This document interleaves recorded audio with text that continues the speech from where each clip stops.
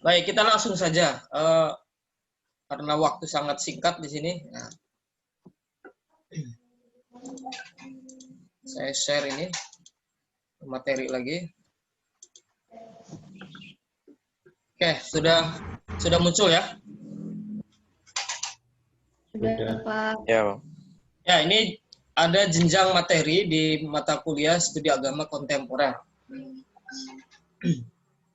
Jadi, yang pertama adalah kita akan membahas sejenak tentang agama secara umum. Kemudian kita masuk kepada agama Islam. Yang ketiga, kita akan membahas tentang bagaimana kemunculan, pertumbuhan dan perkembangan studi Islam. Ya. Dan yang keempat terakhir kita akan melihat bagaimana perkembangannya zaman sekarang. Tuh, ya. Mata kuliah ini tergolong padat sebenarnya. Ya. Oke, tergolong padat. Tapi ya kita akan coba kondisikan dengan keadaan sekarang ya. Baik. Kita akan membahas yang pertama agama secara umum dulu. Oke, sebagai pengantar saja ya. Jadi agama itu kita di sini di mata kuliah ini kita dilatih untuk tidak hanya menjadi seorang pengamal agama ya. Kita agama Islam ya, kita mengamalkan agama Islam. Nah, dalam konteks ini kita semua nih dalam konteks mata kuliah ini itu tidak hanya sebatas ya posisinya sebagai pengamal agama Islam. Tapi kita di sini juga dituntut untuk menjadi seorang pengkaji ya, pengkaji agama Islam. Beda antara pengamal dengan pengkaji. Pengamal kita sebagai itu adalah kewajiban ya. Kita menganut agama Islam maka ada kewajiban mengamalkan.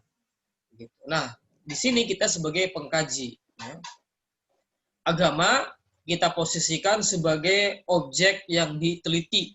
Nah itu. Jadi, sekali lagi agama kita posisikan sebagai objek yang diteliti. Ya.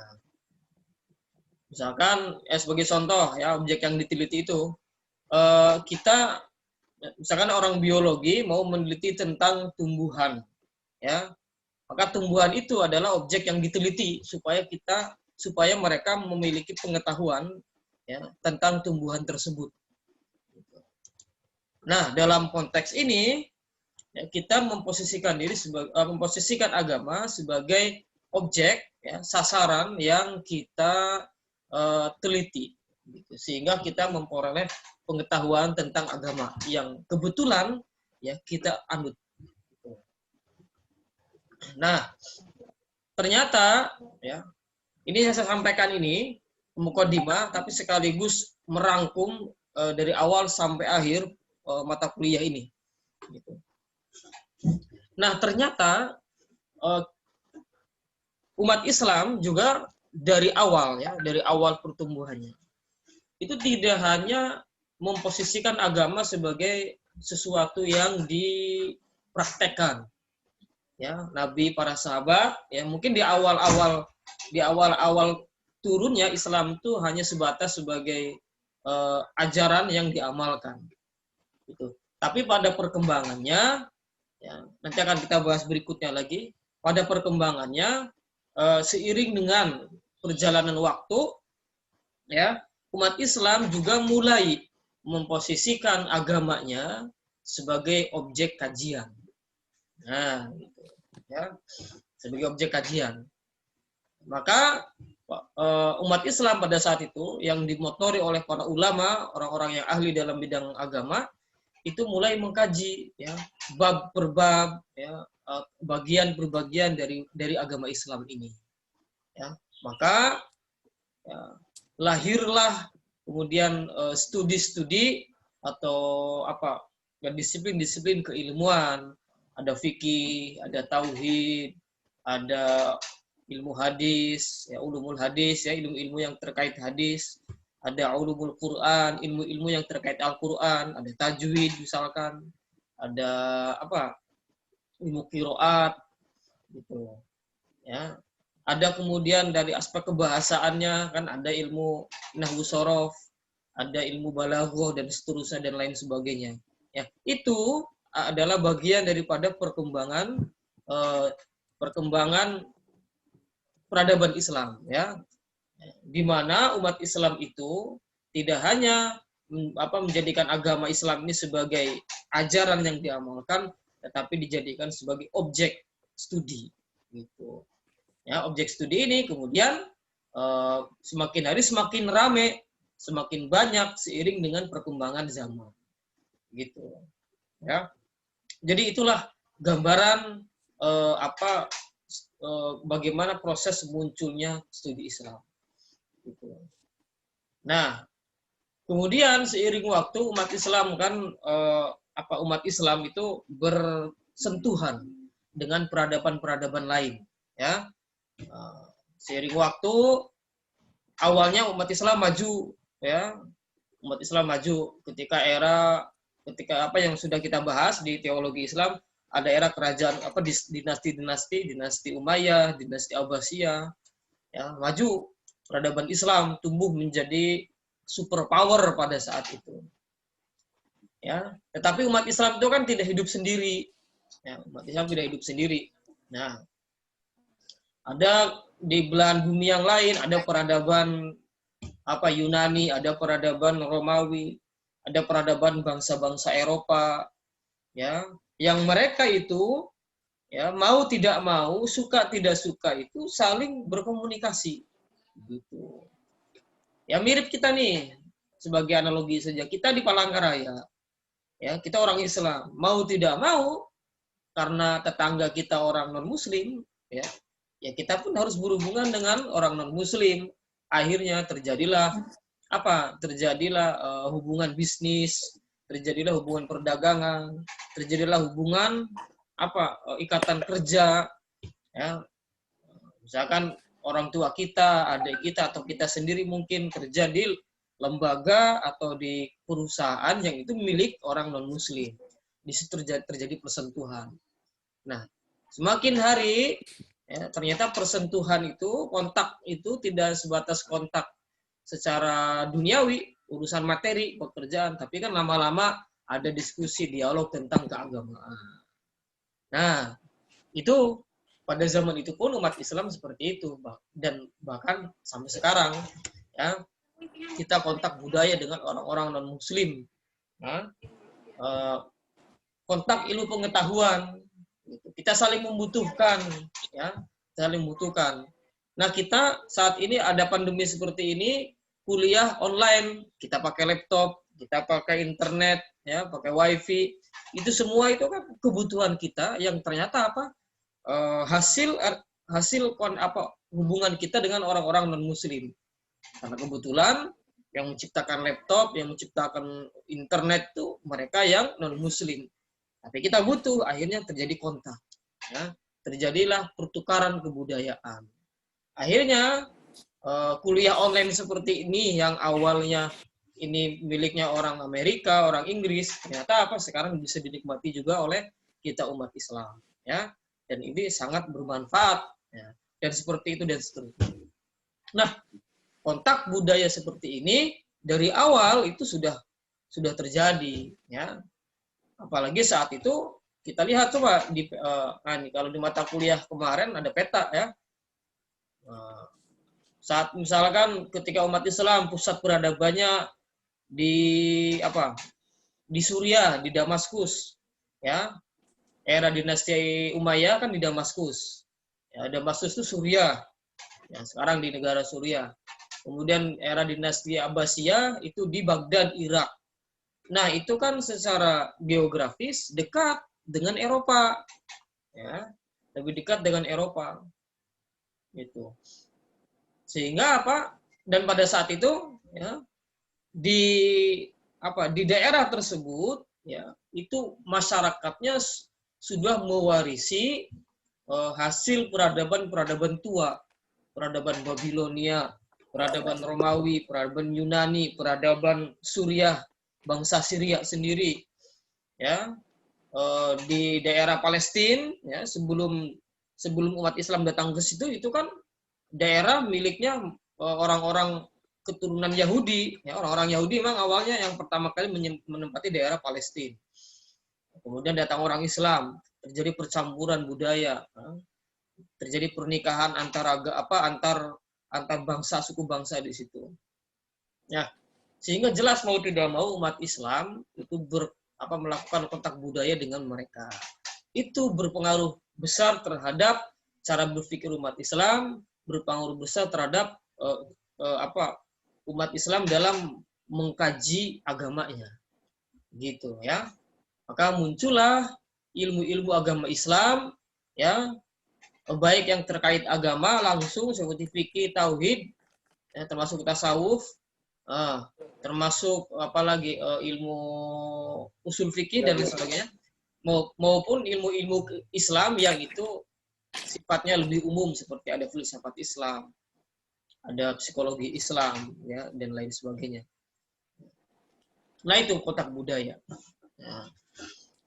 Nah itu bagaimana proses, ini gambaran secara sederhana, ya, bagaimana proses munculnya studi di dalam Islam, ya, dan kemudian studi tersebut berkembang dari waktu ke waktu. Nah itu dia. Termasuk ya di mata kuliah ini nih, itu kan ada 4 poin, ya, ada 4 materi inti di mata kuliah studi agama kontemporer ini, ya. Di materi 1 ini, ya, nanti akan kita bahas setelah ini, itu kita akan membahas agama secara umum termasuk agama Islam itu sendiri, ya. Nah, dan model mengkaji agama yang seperti ini, yang secara umum ini, itu yang pertama kali melakukan itu adalah orang-orang Barat, gitu, ya. Orang-orang Barat di Barat itu kan, ya, di Barat itu kan ilmu-ilmu social science, ya, itu kan berkembang pesat. Ada ada sosiologi, ada antropologi, ya, ada antropologi, kemudian filsafat agama, ada filsafat hukum, ya, ilmu sejarah, gitu. Itu kan berkembang pesat di sana. Nah, ilmu sosial science tadi kemudian oleh orang Barat dipakai untuk melakukan studi terhadap fenomena agama. Ya. Fenomena agama, semua agama termasuk agama Islam. Ya. Nah, inilah yang seperti tadi nih, mengkaji agama dengan ilmu-ilmu sosial tadi, ya, termasuk bagian daripada model studi agama di era kontemporer. Jadi saya mengkaji agama dengan dengan ilmu-ilmu sosial science yang saya sebutkan contohnya, itu salah satu bentuk dari model studi agama di era kontemporer, gitu. Nah, model studi agama seperti ini dengan menggunakan ilmu-ilmu sosial itu juga dilakukan terhadap agama Islam, ya, baik oleh para ilmuwan yang non Muslim, ya, para ilmuwan Barat itu, maupun oleh para ilmuwan Muslim sendiri, gitu. Karena terjadi kontak kebudayaan. Nah itu, ya. Jadi materi pertama ini yang agama, kita akan membahas agama secara umum, itu salah satu bentuk konkret dari, ya, studi agama di era kontemporer. Nah, yang nomor 4. Gitu, ya. Nah, pokoknya ini saya ngomong terus, ya, dari awal sampai akhir, pokoknya diserap saja. Gitu. Nanti paham nggak paham urusan belakangan, ya. Baik.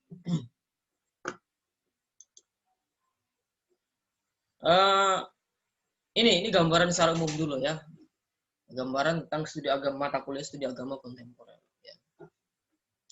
Jadi di mata kuliah ini kita semua akan diajak untuk berpikir secara luas, ya, tentang agama.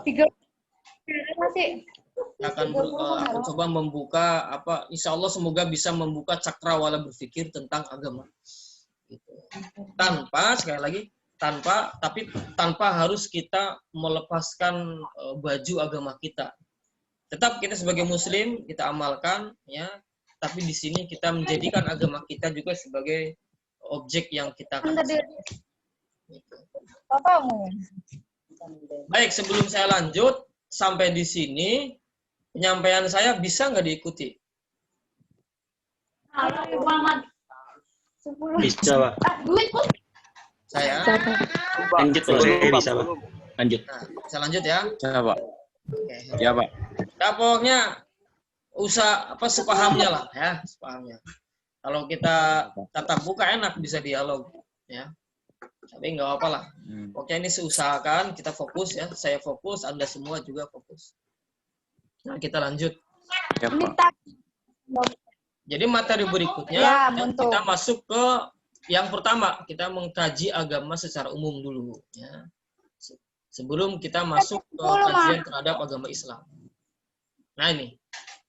Ya, maka saya di sini buat subjudul agama dalam perspektif ilmu-ilmu sosial.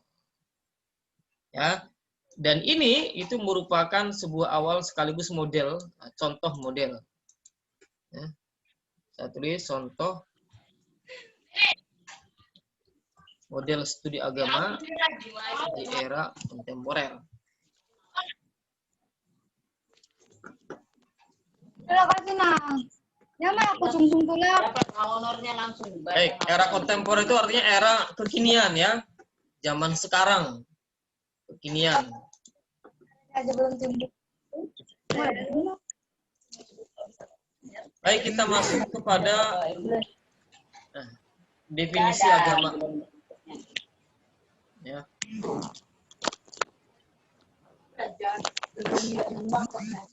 Baik. Kata agama dalam bahasa Indonesia, agama itu ada yang berpendapat berasal dari kata a dan gam ya. Yang berarti ya agam itu artinya jalan ya, jalan. Dalam bahasa Arab agama itu istilahnya dinu, ad-dinu ya. Nah, kata din ini itu akar katanya maknanya sama dengan artinya bisa juga berarti hutang ya. Ini ada yang ada yang tidak mematikan ini. Iya. Siapa ini yang tidak mematikan speakernya? Umi, matikan dulu, Umi. Nah, Umi. Nah, biar saya yang mematikan ya. Ada lagi masih yang belum mematikan? Oke, sudah ya. A dan gam. Ad-din dalam bahasa Arabnya ad-din ya. Dalam bahasa Inggrisnya religion. Agama. Religion. Baik. Agama itu adalah sebuah fenomena ya, fenomena. Jadi fenomena itu sesuatu yang terjadi ya di dalam kehidupan. Itu namanya fenomena.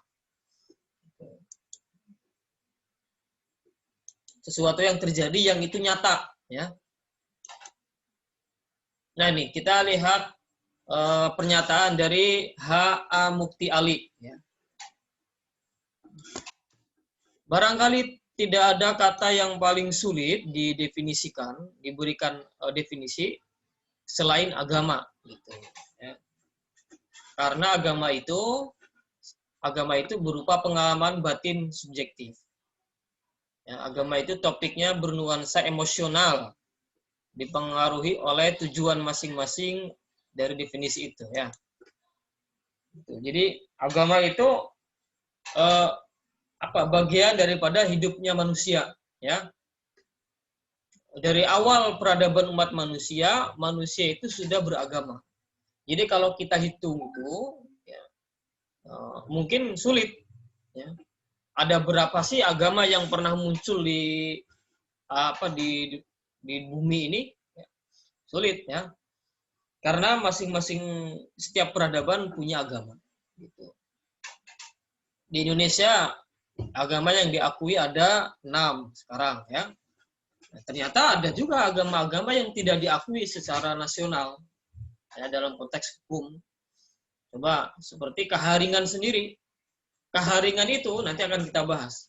Keharingan itu kan sebenarnya agama. Gitu. Cuma keharingan itu tidak diakui secara nasional.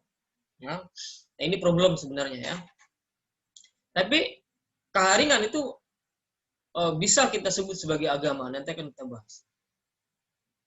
Ada kalau di Jawa ada agama Pasundan. Ya. Satu kelompok masyarakat Sunda yang masih memelihara tradisi keagamaan nenek moyang sebelum Islam datang ke Jawa Barat. Gitu, ya. Nah, sekarang diistilahkan sebagai agama Pasundan. Nah, itu juga dalam konteks ini itu sebenarnya agama. Cuma tidak diakui secara nasional.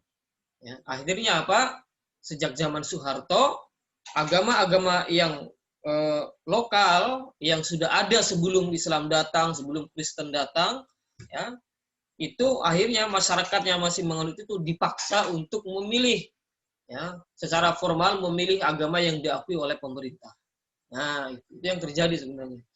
Ya, saya waktu sekolah sudah mulai membahas ini di mata pelajaran IPS. Nggak tahu kalau yang zaman sekarang ya, saya kurang tahu. Anak sekolah zaman sekarang masih ada tidak mata pelajaran itu membahas itu di IPS. Baik.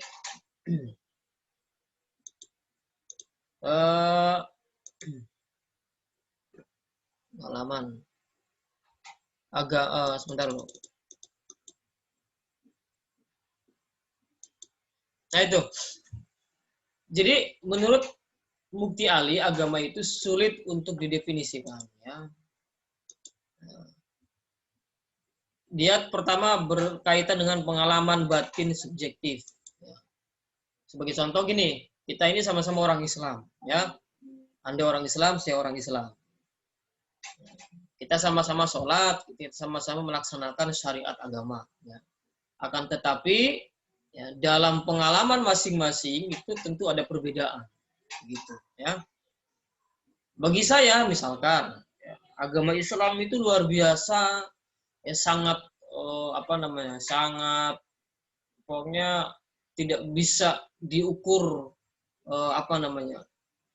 tidak bisa dibayangkan, tidak bisa diukur bagaimana, ya tidak bisa dibandingkan lah gitu, dengan agama-agama yang lain. Ya, bagi saya Islam itu sangat personal, misalkan gitu ya.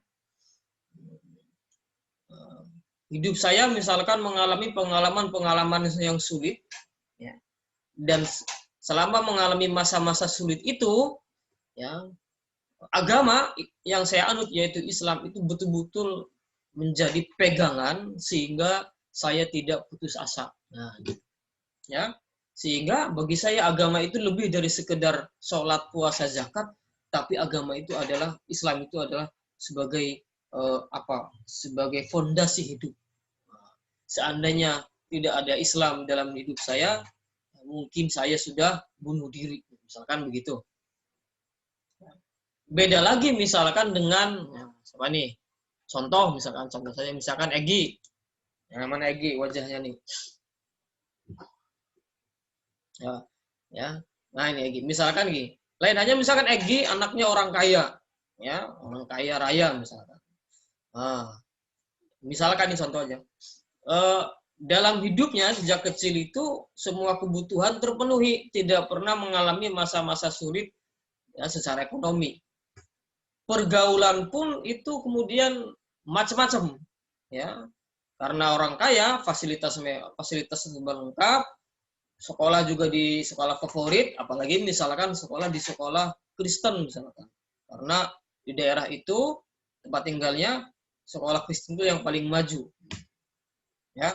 Nah, pengalaman batin, pengalaman subjektif Egi ya, yang kondisi dalam hidupnya seperti itu dengan saya misalkan yang dari kondisi ekonomi menengah ke bawah, ya, itu tentu akan berbeda, ya. Sehingga ketika ditanya misalkan apa arti agama Islam bagi Anda, maka jawaban saya bisa dipastikan berbeda dengan jawaban yang diberikan oleh Egy. Ya, itu contoh. Itu maksud dari yang pertama tadi, bahwa agama itu sulit didefinisikan karena agama itu pengalaman batin dan itu sifatnya subjektif. Gitu. Agama itu topik bernuansa emosional. Ya, emosional itu bukan berarti amarah, bukan, ya, tapi terkait dengan rasa. Nah, dengan rasa di dalam batin, masalah kejiwaan yang dirasakan dalam jiwa kita.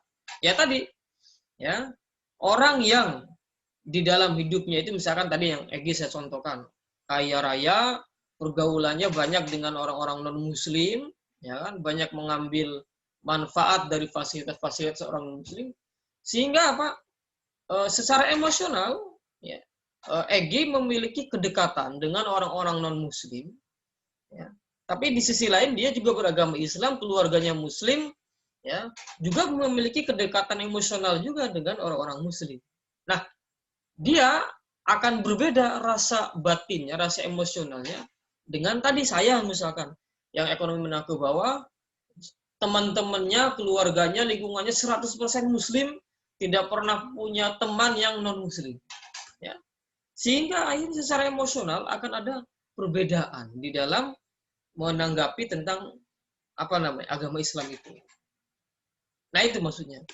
Sehingga sulit untuk bisa memberikan definisi yang paten, yang pasti, ya, tentang agama, karena masing-masing orang memiliki pengalaman batin dan pengalaman emosional yang berbeda-beda. Ya, itu maksudnya. Dan terakhir dipengaruhi oleh tujuan masing-masing dari pendefinisian itu. Ya. Nah, masing-masing pakar akan memiliki perbedaan dalam memberikan definisi. Ya. Seorang ahli sosiologi, ya, mendefinisikan agama tentu tidak sama dengan orang yang ahli fikih. Gitu. Berbeda lagi dengan orang yang ahli tauhid, ilmu usuluddin. Akan berbeda lagi ketika agama itu dimaknakan misalkan seorang ahli psikologi. Ya. Ini masing-masing pakar ini memiliki background pendidikan, background berpikir yang berbeda, sehingga definisi akan berbeda pula. Nah, ini maksudnya, ya, bahwa agama itu sulit didefinisikan, ya, sulit menemukan, membuat kesepakatan tentang definisi agama. Apa sih agama? Ya, sulit, ya, karena tadi masing-masing memiliki sudut pandang yang berbeda dan masing-masing orang juga memiliki pengalaman batin, subjektif, dan emosional yang berbeda tentang agama. Gitu. Nah, ini gambaran, ya. Ini kajian seperti ini bisa kita kategorikan sebagai kajian sosiologi agama. Gitu, ya. Jadi kalau Anda mau mendalami sosiologi dan ilmu sosiologi itu Anda praktekkan untuk mengkaji agama, ya kira-kira begini, ya. Kira-kira begini pembahasannya.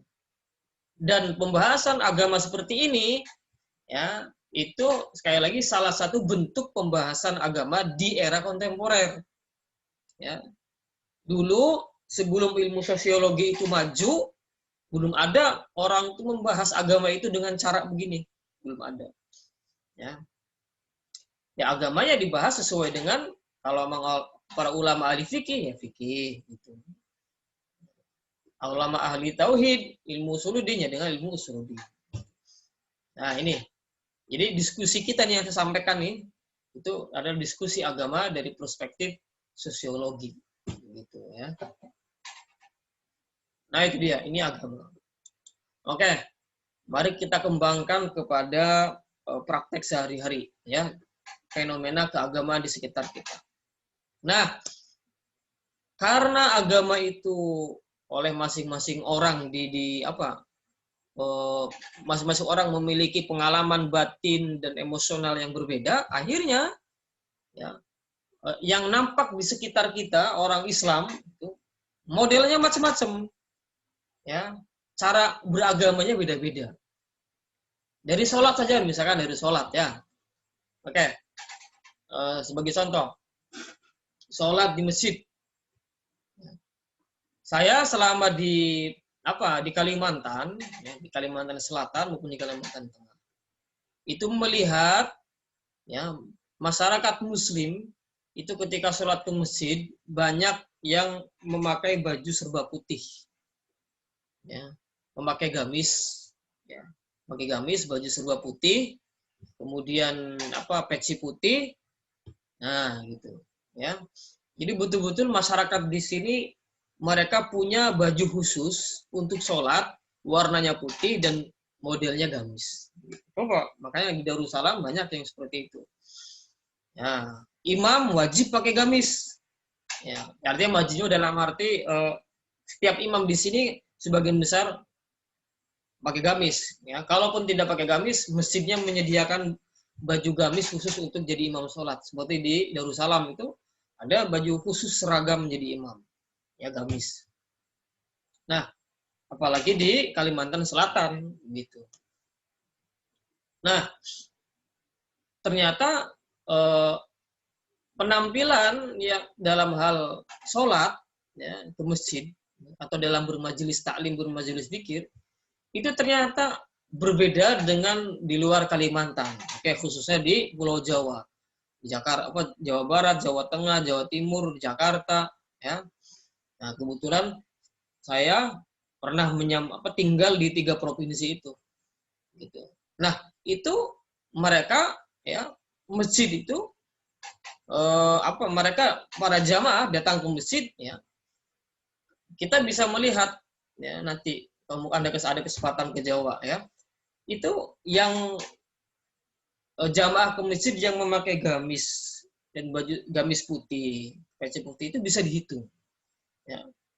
Mayoritas, ya, mereka berpakaian pakai baju paling batik, paling banter baju koko, ya, itu pun tidak harus putih, pakai sarung, pakai peci hitam, itu kebanyakan.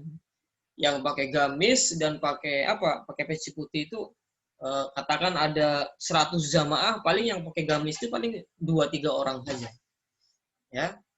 Padahal ya sama-sama muslim, tapi dari segi dalam bidang penampilan beribadah ke masjid saja antara satu daerah dengan daerah yang lain memiliki ciri khas, ya, memiliki ciri khas. Nah, ini artinya apa? Mereka memiliki antara kaum muslimin di Kalimantan dengan di Jawa itu memiliki pengalaman batin subjektif dan emosional yang relatif berbeda dengan mereka para kaum muslimin di Jawa. Demikian juga dengan para penceramahnya, ya. Di sini para asatidz, ya, para ustadz, para kiai, para tuan guru, ya, itu ketika mau ceramah itu mayoritas ya, untuk tidak dikatakan semuanya, mayoritas itu memakai baju gamis dan memakai bolang, ya, gitu. Seperti penampilan almarhum guru sekumpul, ya, dan yang lainnya. Kiai, tuan guru wajib berpenampilan demikian. Ternyata itu berbeda dengan yang ada di Pulau Jawa ataupun di Sumatera, di Sulawesi dan tempat-tempat yang lain, ya. Itu tidak, ya, tidak. Mereka para ulama, para kiai, ya, para tuan guru, ya, rata-rata pakaian standarnya peci putih, baju koko putih, paling pakai serban, pakai sarung, yaitu. Ulama besar sekalipun seperti itu penampilannya. Sangat jarang yang memakai di sini bolang, ya, istilahnya. Gitu. Kecuali mereka yang memang secara jelas memiliki ikatan dzurriyyat Nabi, ya, para habaib itu pakai itu, ya. Bahkan kalau di Jawa para habaib pun banyak yang itu tidak memakai bolang. Nah, ini contoh betapa dari segi berpenampilan saja berbeda-beda, dan itu merupakan ekspresi dari perbedaan pengalaman batin dan juga emosional, ya. Nah, itu agama. Nah itu teori H.A. Mukti Ali ini kalau dipraktekkan ke dalam umat Islam kira-kira seperti itu. Ya, itu salah satu contoh saja ya. Kalau kita praktekkan di contoh-contoh yang lain banyak. Nah ini tentang definisi agama. Coba kita lanjut. Nah ini. Ya silakan sambil dibaca nih ya. Sebatas buat pengetahuan saja. Macam-macam para ahli mendefinisikan agama.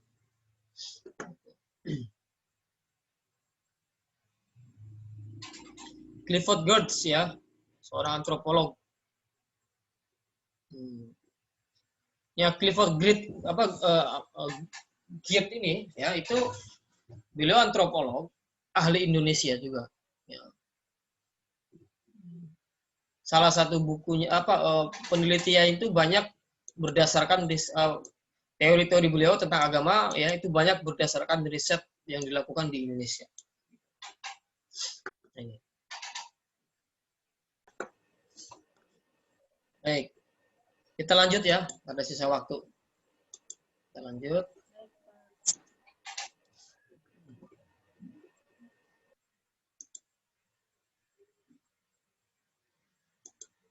Nah ini. Kita akan membahas 5 unsur agama.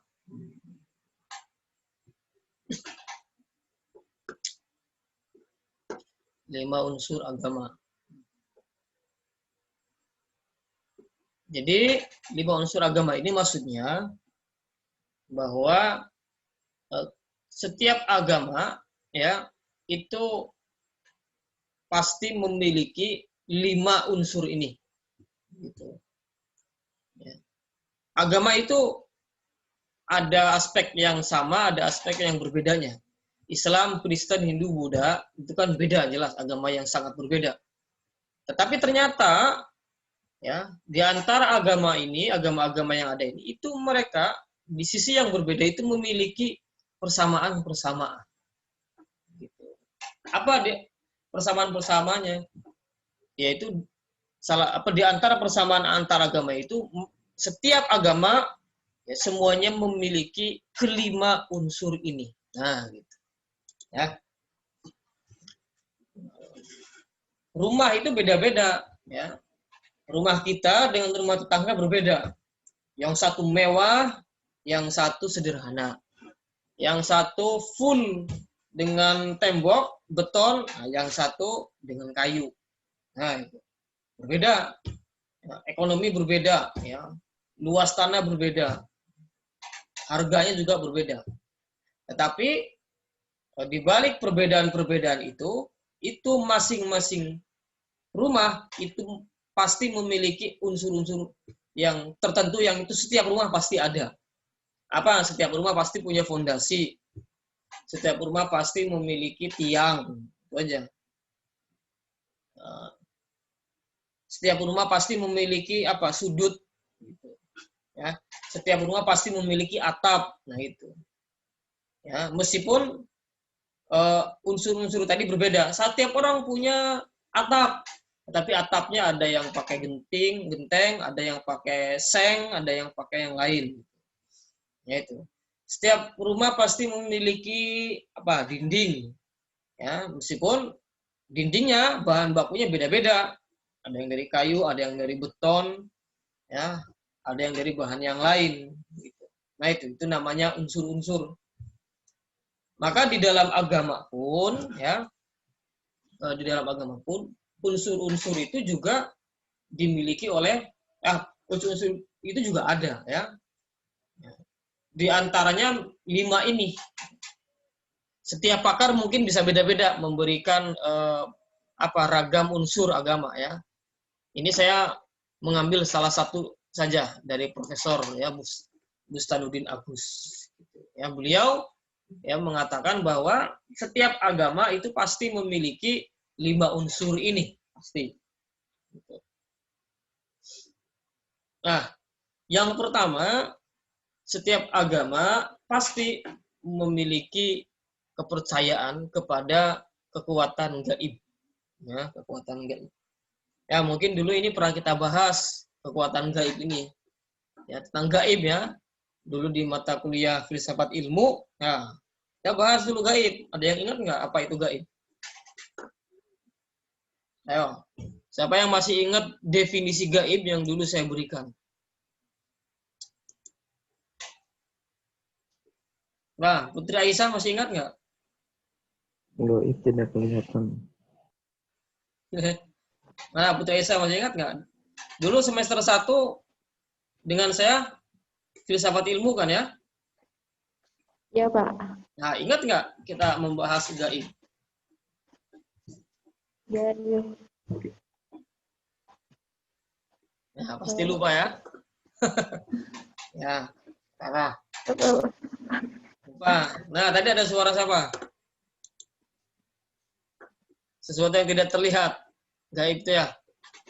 Nah, ya. Oh, berarti memang mata kuliahnya lupa. Ya. Baik. Gaib ya. Jadi setiap agama pasti memiliki ajaran tentang kekuatan gaib ya, dengan dengan macam-macamnya. Dalam Islam ya, itu juga ya. Makanya kita ini orang Islam jangan anti dengan hal-hal gaib. Karena itu adalah bagian daripada fondasi ajaran agama. Gitu. Wah, itu mistik, gaib, nggak boleh. Nanti dulu. Ingat, kita sebagai orang Islam, sebagai orang beragama wajib ya percaya kepada yang gaib. Ya. Dan itu setiap agama ada. Ada ayatnya. Ayo, ada yang bisa menyebutkan ayatnya apa? Bahwa agama Islam itu mengajarkan tentang hal-hal gaib.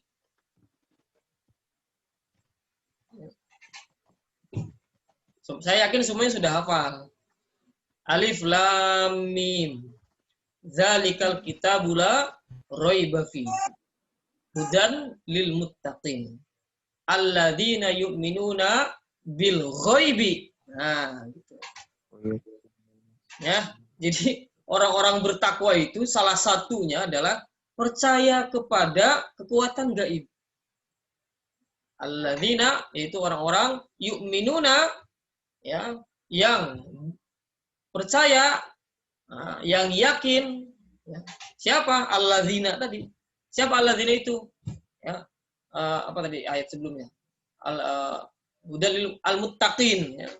Alladzina yu'minuna bil ghaibi ya, percaya kepada al-ghaibi. Perkara-perkara gaib. Ya. Makanya kita orang Islam ini ya harus tidak boleh anti terhadap hal-hal yang gaib. Hati-hati ya. Mentang-mentang misalkan kuliah di fisika, di biologi, ahli matematika, semuanya harus serba rasional, harus serba masuk akal. Nah, akhirnya antipati atau sinis terhadap pembicaraan yang sifatnya gaib. Nah, itu sering saya temukan. Ya, saya sering menemukan gitu. Ya. Jadi ternyata sekolah kita ini di Indonesia ya, yang banyak yang ilmu-ilmu sainsnya itu banyak kita ambil dari orang peradaban barat ya. Itu kemudian berpengaruh sedikit banyak terhadap cara berpikir kita terhadap hal-hal gaib. Ya. Kita semua harus paham bahwa sains ya, ilmu pengetahuan yang kita adopsi, kita pelajari dari tingkat SD sampai tingkat perguruan tinggi, itu hasil dari pemikiran ya para ilmuwan yang secara akidah mereka itu ateis, ya, tidak percaya pada agama. Siapa contohnya? Ilmuwan yang ateis itu contohnya siapa? Ilmuwan besar yang ateis.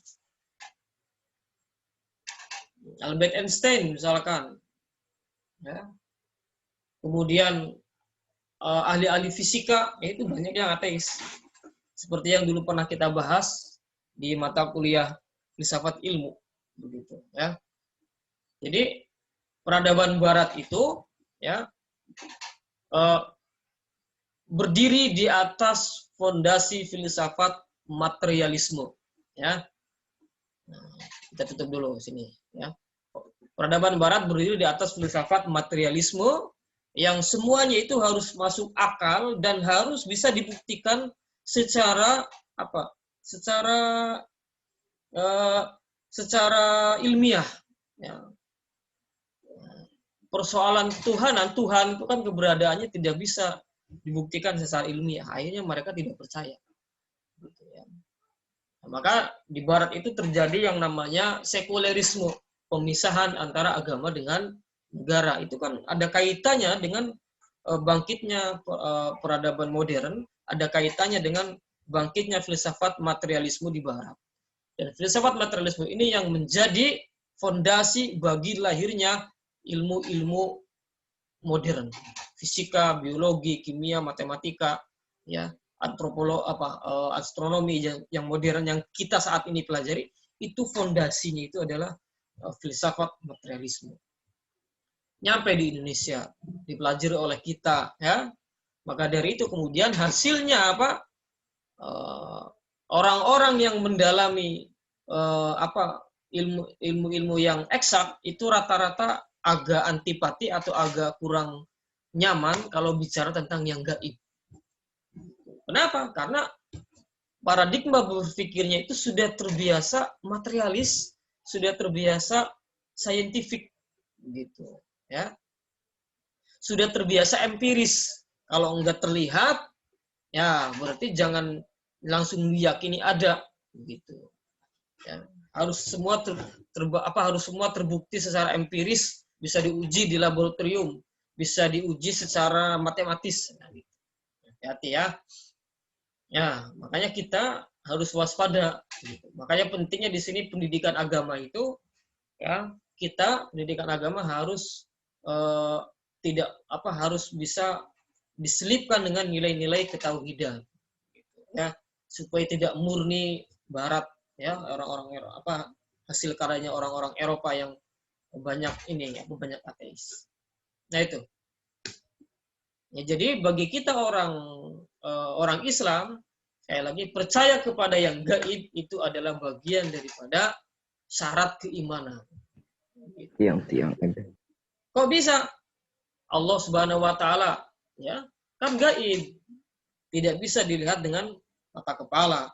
Sekarang kalau kita antipati atau kurang suka dengan bicara gaib, ya bagaimana kita bisa meyakini Allah yang gaib? Malaikat gaib. Ayo, kita bicara hari kiamat, surga neraka gaib. Gitu. Ya, kita bicara apa lagi? Hari kiamat, ya, surga neraka gaib. Kita bicara Imam Mahdi gaib. Ya. Kita bicara nanti di hari kiamat akan Nabi Isa akan turun ke bumi. Gaib lagi. Ya. Maka jangan antipati terhadap hal-hal gaib. Ya. Kita bicara jin gaib. Kita bicara setan gaib. Ya. Kita bicara dajjal gaib. Jadi tidak bisa kita ini mengelak dari hal-hal gaib. Karena itu adalah bagian daripada unsur penting di dalam agama. Ya.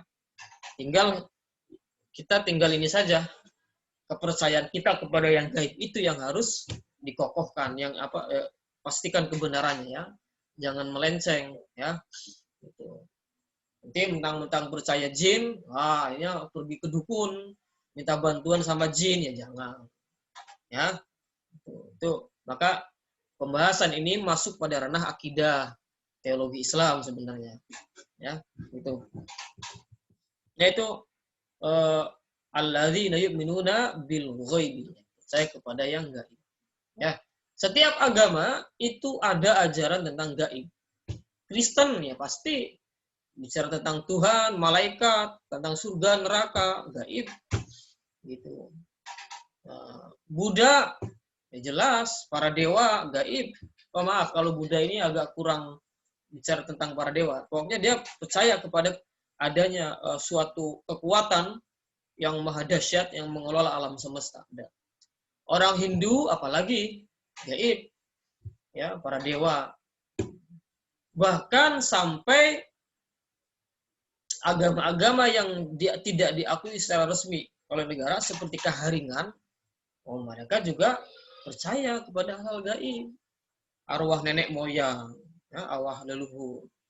Mereka punya konsep hatala langit, ya, apa namanya itu, ya, hatala langit, ya, pencipta alam semesta, ya,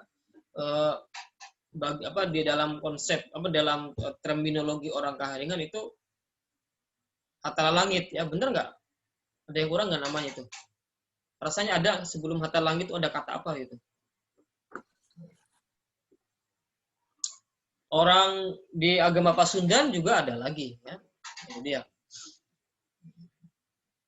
Apalagi orang-orang Kaharingan, orang-orang Dayak sangat kontak dengan komunikasi dengan alam gaibnya sangat kuat malah. Ya, ilmu-ilmu kesaktian orang-orang Dayak kan terkait erat dengan komunikasi mereka dengan alam jin. Nah, gitu. Ya. Jelas. Dan itu hal yang lumrah. Kenapa? Karena percaya kepada agama, kepada yang gaib itu bagian daripada unsur penting di dalam suatu kepercayaan agama. Gitu, ya.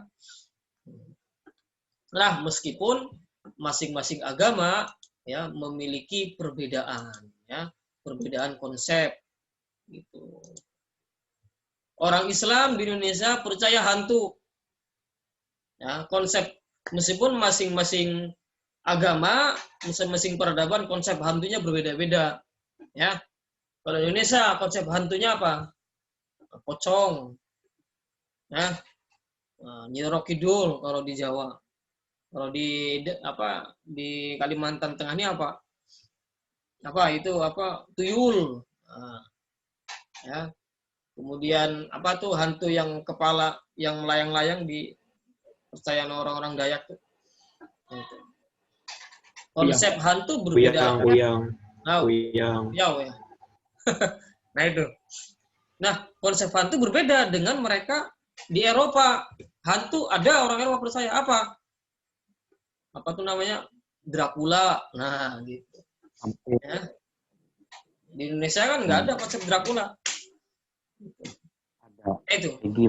Itu semua adalah gambaran keragaman kepercayaan dari setiap agama terhadap hal-hal gaib. Ya, itu tidak bisa dielak. Semoga bermanfaat, ya. Selamat beraktivitas dan sampai ketemu di pertemuan berikutnya. Wallahu a'lam bishawab. Assalamualaikum warahmatullahi wabarakatuh. Waalaikumsalam warahmatullahi wabarakatuh. Waalaikumsalam warahmatullahi wabarakatuh.